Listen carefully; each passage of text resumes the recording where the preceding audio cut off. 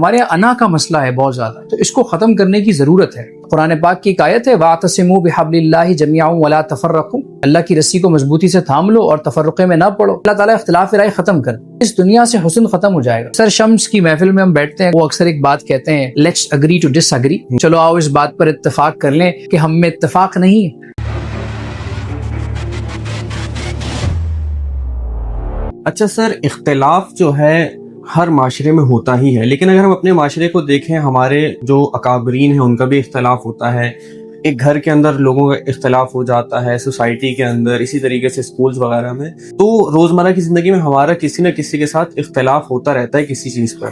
اکثر یہ دیکھا گیا کہ وہ اختلاف دشمنی میں بدل جاتا ہے اور ہم اس سے بالکل قطع تعلقی کر دیتے ہیں۔ اس بارے میں آپ کی کیا رائے ہے سر؟ یہ بھی ایک بڑا ایشو ہے ہمارے معاشرے میں، بہت بڑا مسئلہ ہے۔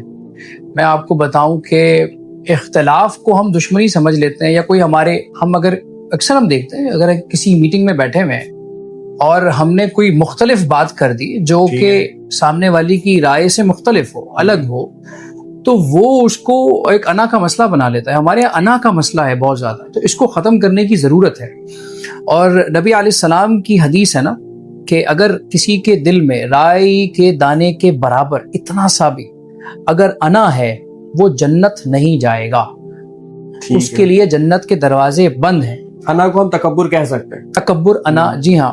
اگر کوئی سامنے والا شخص ہے، اس کی اپنی ایک رائے ہو سکتی ہے۔ بھائی آپ سوچیں، آپ بھی تو دنیا میں بہت سارے لوگ ہیں جن کی رائے سے آپ اختلاف کرتے ہیں، تو آپ بھی تو اختلاف کر رہے ہیں۔ تو جب آپ اختلاف کر سکتے ہیں تو سامنے والا اختلاف کیوں نہیں کر سکتا؟ کر سکتا ہے۔ لیکن یہ اس اختلاف میں ایسا نہ ہو کہ آپ دشمنی پال لیں۔ قرآن پاک کی ایک آیت ہے وَاعْتَصِمُوا بِحَبْلِ اللَّهِ جَمِيعًا وَلَا تَفَرَّقُوا، اللہ کی رسی کو مضبوطی سے تھام لو اور تفرقے میں نہ پڑو، فرقے نہ بناؤ۔ فرقے سے مطلب صرف وہ فرقے نہیں ہے جو ہم سنتے ہیں کہ بریلوی، دیوبندی، نہیں، بلکہ یہ چھوٹے چھوٹے فرقے جو ہم نے بنائے ہوئے، یعنی چھوٹے چھوٹے گروپس بنائے ہوئے، گروہ بنائے ہوئے، خاندان میں فرقے بنا لیتے ہیں ہم، تو ان فرقوں میں نہ پڑو۔ تو اس کی اجازت تو نہیں ہے۔ دیکھیں، اختلاف رائے اگر آپ سوچیں نا تو یہ ایک حسن ہے، ٹھیک ہے، یہ ایک خوبصورتی ہے۔ اختلاف کا مطلب ہے مختلف۔ آپ امیجن کریں کہ یہ دنیا، اس میں اللہ تعالیٰ اختلاف رائے ختم کر، اس دنیا سے حسن ختم ہو جائے گا۔ کوئی چیز مختلف نہ ہو بلکہ سب سملر ہو جائے۔ ٹھیک ہے، یعنی آپ سوچیں کہ پھول کتنا خوبصورت ہوتا ہے، بالکل، گلاب کا پھول سب سے اہمیت کا حامل ہوتا ہے۔ اب گلاب کا ایک رنگ ہے لال جو کہ مشہور ہے۔ بالکل۔ اللہ سبحانہ و تعالیٰ اس دنیا میں اگر پھول بنا رہے ہیں تو ایک ہی پھول بناتے، یعنی صرف گلاب کا پھول بنا دیتے، اور ایک ہی کلر کا بناتے، ریڈ بنا دیتے، اور ہر جگہ آپ کو یہی دکھتا، آپ تنگ ہو جاتے، بور ہو جاتے۔ بالکل مختلف ہے، اللہ نے گلاب بنائے، گلاب میں بھی الگ الگ رنگ دیے، پھر الگ الگ پھول بنائے تو خوبصورت لگنے لگے اور زیادہ، صحیح، یعنی اس کا حسن اور بڑھ گیا، اس میں اضافہ، بھی الگ رکھی، اس کی خوشبو الگ ہو گئی، اس کی فیل الگ ہے۔ تو اختلاف رائے جو ہے وہ ایک اسی طرح ایک حدیث ہے جس کا مفہوم ہے کہ علماء کے درمیان جو اختلاف ہے وہ رحمت ہے۔ صحیح، کیونکہ جہاں اختلاف ہوتا ہے نا، یعنی آپ رائے کا اختلاف ہوتا ہے، وہاں پر علم کا اضافہ ہوتا ہے، یعنی علم بڑھتا ہے آپ کا۔ صحیح، تو اختلاف رائے جہاں ہو وہ ادب، آپ ادب کا دامن نہ چھوڑیں، آپ کہیں کہ ہاں آپ کی بات درست ہے لیکن میری یہ رائے ہے، ٹھیک ہے، تو اپنی رائے پیش کر دیں، جس کو ہم پوائنٹ آف ویو کہتے ہیں۔ جی ہاں، جی ہاں۔